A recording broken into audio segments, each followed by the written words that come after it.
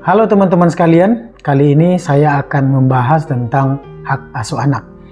Mengapa saya merasa perlu untuk berbagi kepada kita semua tentang bagaimana hukum negara kita mengatur tentang hak asuh anak. Alasannya karena ternyata tidak sedikit masyarakat yang awam dengan hukum, khususnya yang berkenaan dengan hukum tentang hak asuh anak. Dan memang tidak sedikit juga di antara mereka yang sedang menghadapi persoalan-persoalan dalam rumah tangganya dan kemudian ingin mendapatkan jawaban yang jelas tentang hak asuh anak. Jadi semoga video ini nantinya bermanfaat buat kita semua. Baik, jadi tentang hak asuh anak saya akan jelaskan. Anda bisa melihat salah satu pengaturannya dalam Undang-Undang Perkawinan yang dalam hukum negara kita diatur dalam Undang-Undang Nomor 1 Tahun 1974 tentang perkawinan. Yang terakhir telah dirubah dengan Undang-Undang Nomor 16 Tahun 2019 tentang perubahan atas Undang-Undang Nomor 1 Tahun 1974 tentang perkawinan. Dalam pasal 45 Undang-Undang Perkawinan tersebut diatur bagaimana kewajiban orang tua terhadap anak-anaknya. Di sana ditegaskan bahwa kedua orang tua itu pada dasarnya wajib memelihara dan mendidik anak-anak mereka dengan sebaik-baiknya. Kewajiban orang tua tersebut berlaku sampai anak itu kawin atau dapat berdiri sendiri. Kewajiban mana berlaku secara terus-menerus meskipun perkawinan antara kedua orang tuanya telah putus karena perceraian. Jadi perlu diingat ya, kewajiban orang tua untuk memelihara anak-anak mereka dengan sebaik-baiknya tidak tergantung dari status perkawinan orang tuanya, sekalipun mereka sudah bercerai. Kewajiban itu harus tetap dilaksanakan oleh kedua orang tuanya.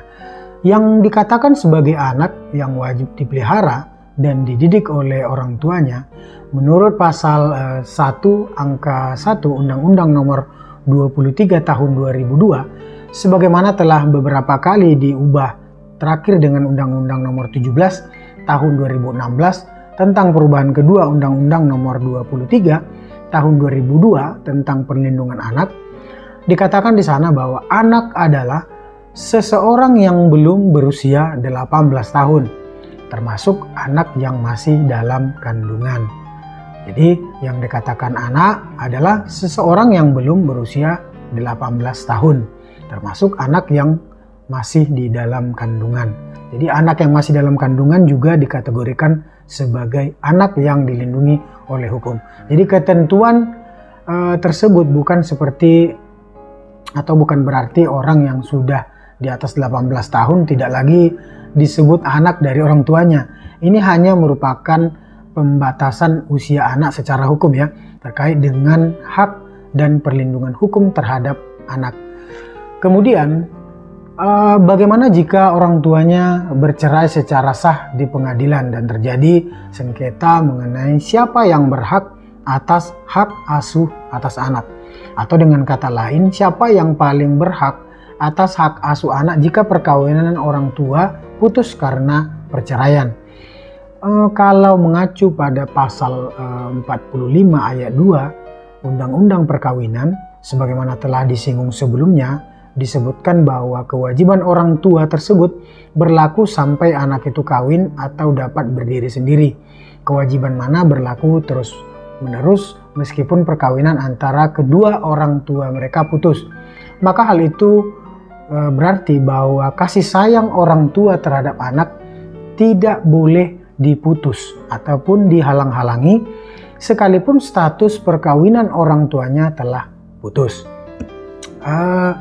Adanya penguasaan anak secara formil oleh salah satu pihak berdasarkan putusan pengadilan pada hakikatnya adalah untuk mengakhiri suatu sengketa perebutan anak yang terjadi di antara kedua belah pihak. Apabila sengketa itu tidak diputus pengadilan, persoalan akan menjadi berlarut-larut dan terjadi perebutan hak asuh anak yang bahkan bisa sampai terjadinya pertengkaran hebat di antara mereka. Sehingga dampaknya apa? Dampaknya adalah anak akan menjadi korban. Jadi dalam suatu perceraian atau sengketa hak asuh anak di pengadilan, ada yang mempersoalkan tentang hak asuh anak, tetapi banyak juga yang tidak mempersoalkan hak asuh anak setelah atau dalam proses perceraian, karena mungkin keduanya sepakat untuk mengasuh dan mendidik anak-anak mereka secara bersama-sama. Jadi apabila ada persoalan atau perebutan hak asuh anak di antara kedua orang tuanya atau di antara kedua keluarga besar dari orang tua mereka, maka persoalan yang tidak ada penyelesaiannya itu, maka pengadilanlah yang diberi kewenangan untuk memutuskan siapa yang berhak atas hak asuh atas anak tersebut. Hal itu diatur di dalam pasal 41 Undang-Undang Perkawinan yang mengatur akibat putusnya perkawinan karena perceraian adalah yang menyebutkan bahwa baik ibu atau bapak, mereka berdua tetap berkewajiban memelihara dan mendidik anak-anaknya. Ini semata-mata berdasarkan kepentingan si anak. Jadi bila mana ada perselisihan mengenai penguasaan anak-anak, pengadilan akan memberi keputusannya. Dalam ketentuan selanjutnya disebutkan bahwa bapak bertanggung jawab atas semua biaya pemeliharaan dan pendidikan yang diperlukan anak itu. Namun apabila bapak dalam kenyataannya tidak dapat memenuhi kewajiban tersebut, pengadilan dapat menentukan bahwa ibu ikut memikul biaya tersebut.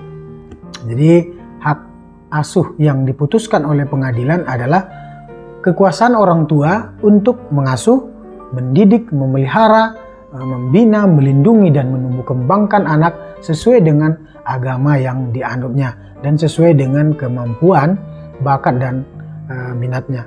Jadi menurut Undang-Undang Perkawinan secara umum memang tidak diatur secara khusus siapa yang berhak mendapatkan hak asuh atas anak yang belum berusia 12 tahun, melainkan hanya mengatur hak asuh anak pasca bercerai.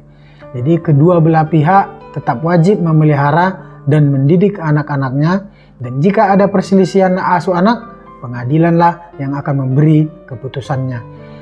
Namun idealnya pemberian hak asuh jatuh kepada ibu kandungnya, itu yang lazimnya terjadi ya. Seperti dalam beberapa kasus yang telah diputus oleh pengadilan. Salah satunya Anda bisa melihat dalam putusan Mahkamah Agung nomor 102 Kasasi tahun 1973 tanggal 24 April 1975, di mana dalam putusan ini dikatakan bahwa dalam penentuan pemberian hak asuh anak dalam perceraian haruslah mengutamakan ibu kandung. Jadi ibu kandung yang lebih diutamakan di sini. Jadi terlebih lagi untuk hak asuh anak yang masih di bawah umur atau 12 tahun ke bawah. Hal ini ditetapkan dengan melihat kepentingan anak yang membutuhkan sosok seorang ibu. Jadi khusus untuk orang-orang yang beragama Islam, persoalan hak asuh anak diatur dengan jelas. Anda bisa melihat itu dalam pasal 105 kompilasi hukum Islam, di mana dalam hal hak asuh anak yang perceraiannya terjadi, yang diputus oleh pengadilan, maka berlakulah bahwa pemeliharaan anak yang belum muayyiz atau belum berumur 12 tahun adalah hak ibunya. Jadi pemeliharaan anak yang sudah muayyiz berbeda ya. Jadi pemeliharaan anak yang sudah muayyiz diserahkan kepada anak untuk memilih di antara ayah atau ibunya sebagai pemegang hak pemeliharaannya. Jadi beda ya, yang sudah muayyiz dan yang belum muayyiz. Biaya pemeliharaan itu ditanggung oleh ayahnya. Itu wajib ya. Selanjutnya, akibat putusnya perkawinan karena perceraian ialah anak yang belum muayyiz berhak mendapatkan hadhanah dan ibunya, kecuali bila ibunya telah meninggal dunia, maka kedudukannya digantikan oleh, itu bisa Anda lihat ada beberapa yang bisa menggantikan kedudukan apabila ibu kandungnya meninggal. Yang pertama, wanita-wanita dalam garis lurus ke atas dari ibu. Yang kedua adalah ayah. Yang ketiga, wanita-wanita dalam garis lurus ke atas dari ayah. Jadi itu ya. Yang keempat, saudara perempuan dari anak yang bersangkutan. Kemudian yang kelima, wanita-wanita kerabat saudara menurut garis samping dari ayah. 6. Anak yang sudah muyais berhak memilih untuk mendapatkan hadhana dari ayah atau ibunya.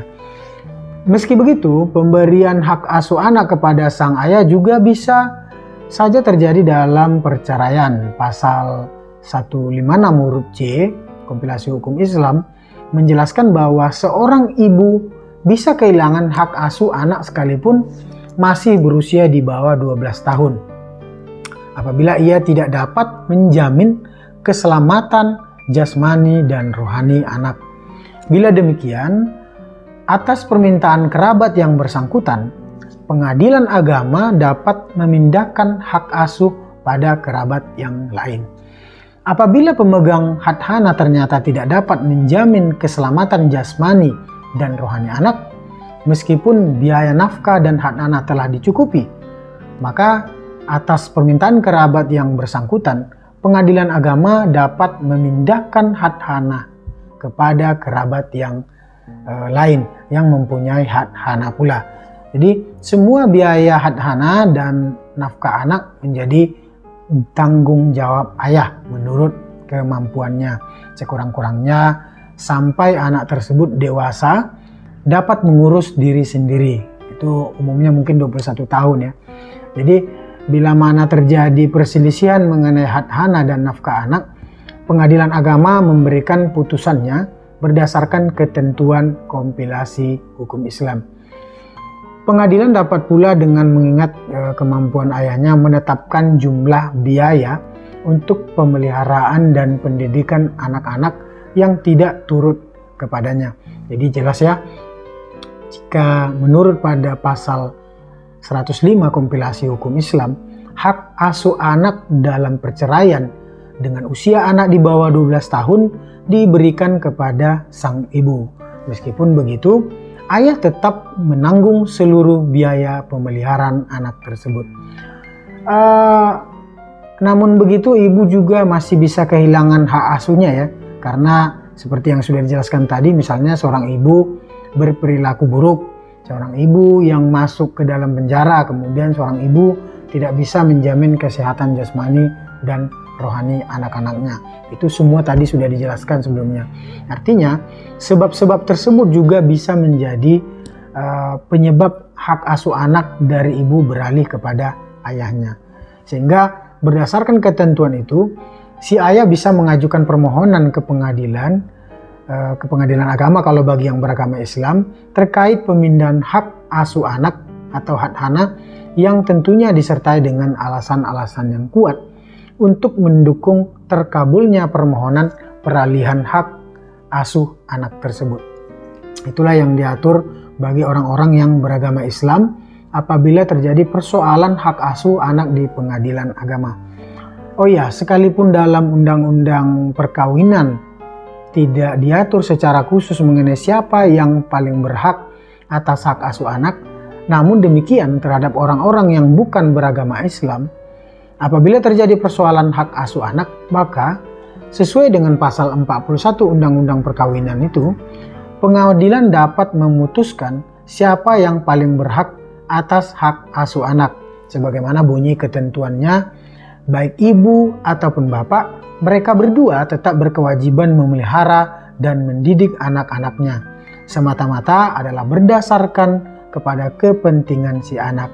Bila mana ada perselisihan mengenai penguasaan anak-anak, nah disinilah pengadilan akan memberi keputusannya. Jadi pengadilan itu diberi kewenangan oleh undang-undang untuk memberikan keputusan mengenai siapa yang berhak atas hak asuh atas anak. Ibu tentunya akan diutamakan dalam hal pemberian hak asuh anak apabila terjadi perceraian. Terlebih lagi untuk hak asuh anak yang masih di bawah umur atau 12 tahun ke bawah. Namun, hak asuh terhadap ibu juga bisa beralih kepada ayahnya apabila ibu dianggap tidak layak untuk mengasuh anak-anaknya seperti yang telah dijelaskan sebelumnya. Jadi saya yakin Anda sudah paham bagaimana hak asuh anak yang diatur di dalam hukum di Indonesia. Jadi di dalam hukum Islam maupun selain daripada orang-orang yang beragama Islam, ketentuannya sedikit banyaknya hampir sama ya. Jadi itulah penjelasan-penjelasan yang bisa saya berikan. Semoga video ini bermanfaat buat Anda semua. Dan semoga masalah-masalah hukum yang Anda hadapi dapat selesai dengan baik.